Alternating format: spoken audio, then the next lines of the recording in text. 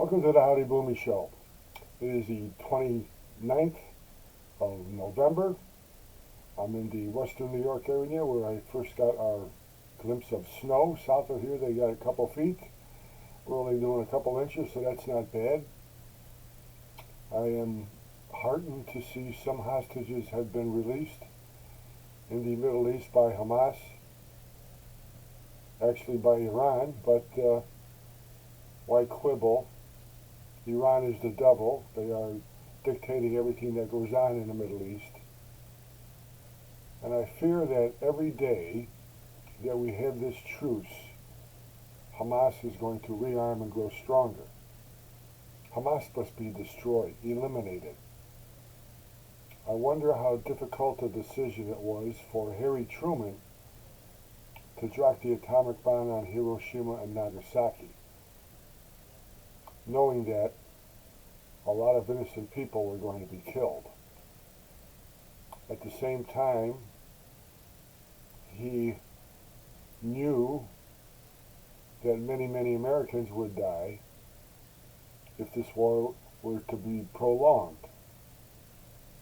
We, at that time, did something that now would be considered insanity. We put all the bunch of Japanese Americans in internment camps here. Imagine if you did that now, how the woke people would look. Hamas must be destroyed. We have a fault in that we value human life. Thank God for that. But in order for them to be destroyed, we have to deal from a position of strength. We have to let them know we mean what we mean. If we had a president with balls, he would have called up Iran and said, listen, you've got 24 hours. After that, I am not responsible for what Israel does. And I would encourage the Israeli people, the Israeli government, the Israeli armed forces to totally obliterate Hamas, no matter what the cost.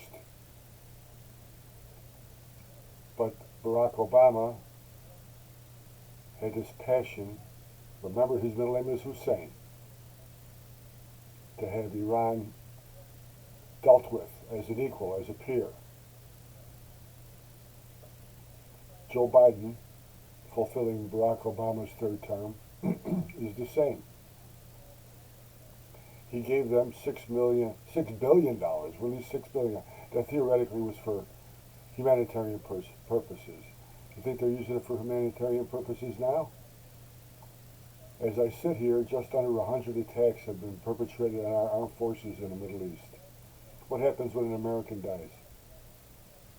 How many Americans are left living amongst those hostages? You had to tell them, let them go or you're dead. He didn't do that.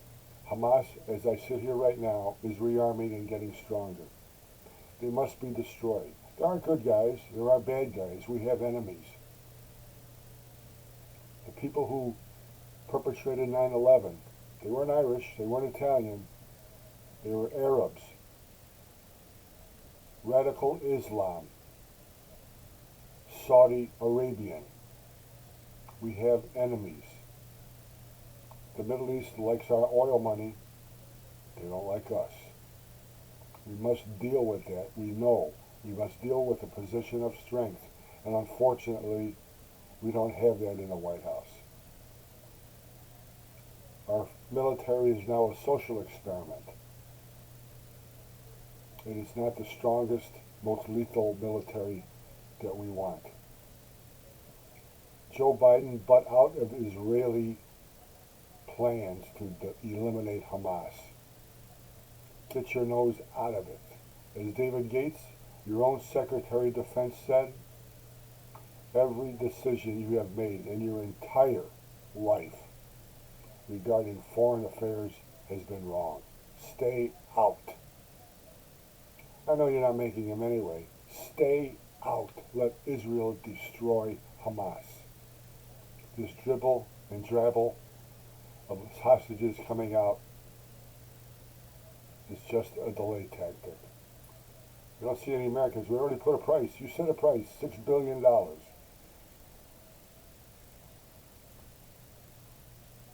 Leave Israel alone.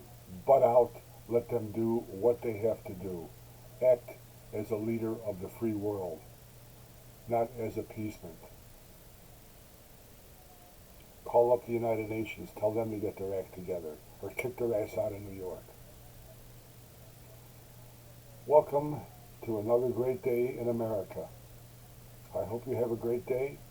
I hope you watch the Howdy Boomy podcast on the Howdy Boomy channel on YouTube. I will be there tomorrow. Friday is our shift head of the week, of which we have multiple contestants. I wish you a great day. Stay warm, stay dry. God bless you. God bless America.